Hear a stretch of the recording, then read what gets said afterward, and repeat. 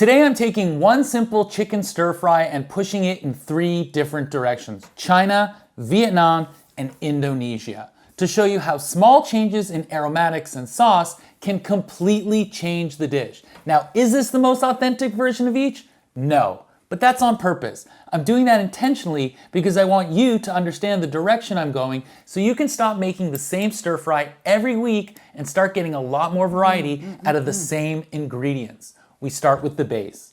In a hot pan, add 2 to 3 tablespoons of neutral oil and about 700 to 800 grams of thinly sliced chicken.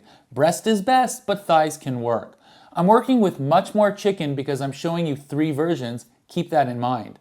Season the chicken with salt. Now let that cook until the chicken gets a little color, turning it on each side, maybe 3 to 4 minutes on each side in total. I'm going to make space in all this chicken and add my garlic and the white parts of 4 scallions and a little oil to saute that together. I'm trying to keep this base as neutral as possible. Cook that for another minute and then set the chicken aside. Now we build the sauces. For the Chinese version, in a small bowl, combine 2 tablespoons soy sauce, 2 tablespoons rice vinegar, 2 tablespoons sugar, a splash of water, white or black pepper, and 1 teaspoon cornstarch mixed in with 1 tablespoon of water. Now, Chinese stir fries use slurries because it gives it that glossy sauce and it actually clings to the food instead of sliding to the bottom of the plate. Now, in a hot pan, okay, maybe not that hot, add 1 chopped tomato and about 1/4 of a red pepper diced and let that soften for about a minute. Pour in the sauce. Let it simmer briefly, then add the chicken back in and let that cook for a minute or 2, tossing it around so everything gets coated. Once that's done, toss in the bean sprouts and then finish with a handful of whole or chopped peanuts. How much is up to you. It's sweet, tangy, and glossy. Just don't skip the peanuts if you can. They add a really great crunch. Now for the Vietnamese inspired version. In another bowl, combine 1 to 2 tablespoons of soy sauce, 2 to 3 teaspoons of fish sauce, careful, this is really strong stuff, and 1 to 2 tablespoons of red wine vinegar, and mix that up. Now, just keep ready 1 tablespoon of freshly minced ginger, 2 fresh red chilies crushed or crushed red peppers, and we're going to use another chopped tomato. In a hot pan, again, not too hot, start with the tomato and then add the ginger and chilies and let that cook for about a minute so that the tomato softens and the ginger blooms. Then pour in the sauce.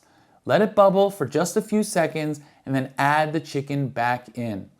Toss in the bean sprouts and finish with 1 to 2 teaspoons of sesame oil and a fresh squeeze of lime. I'm using about a half a lime. The chilies and lime bring a lot of heat and flavor, and the fish sauce underlies it all with this incredible umami taste. This is probably my favorite of the 3. Now, it takes it from a generic stir fry into something brighter, sharper, and much more Vietnamese in direction. Now for the Indonesia version. In the last bowl, combine 1 cup coconut milk, 2 tablespoons of soy sauce or oyster sauce if you prefer, which I do, and 1 crushed dried chili. Now, I'm just using some guarillo peppers that I have, but you can always just use some crushed red pepper flakes. And I'm adding 1 teaspoon of brown sugar. Now, that little bit of sugar matters. A lot of Indonesian cooking balances savory heat with sweetness, sometimes using a sweet soy sauce called kecap manis. And they use it in dishes, and I find it helps bring out the coconut flavor in the sauces. Otherwise, it can taste a little bit flat. Now, pour that straight into a hot pan and let it simmer for 2 minutes until it starts to thicken slightly. Then add the chicken in and toss to coat, and let that cook down some more, maybe another minute or 2, maybe even 3, depending on how much sauce you have. Now, finish with a handful of bean sprouts. This one is totally different from the Vietnamese and the Chinese inspired ones. It's a little creamy and hotter than the other 2.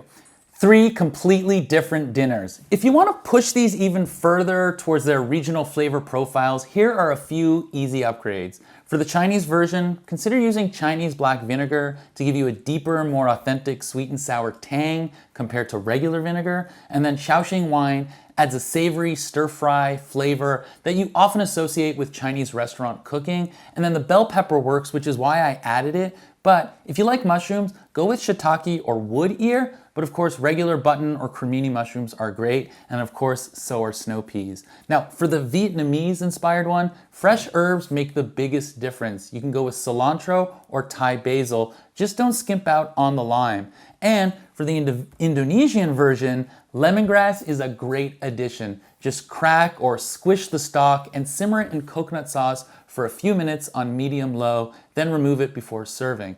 Once I stopped thinking in strict recipes and started thinking what flavor direction I wanted to go, my cooking got a lot easier. All you need is one good base and a better understanding of where you want it to go. I hope you give these a try, and I'll see you in the next one.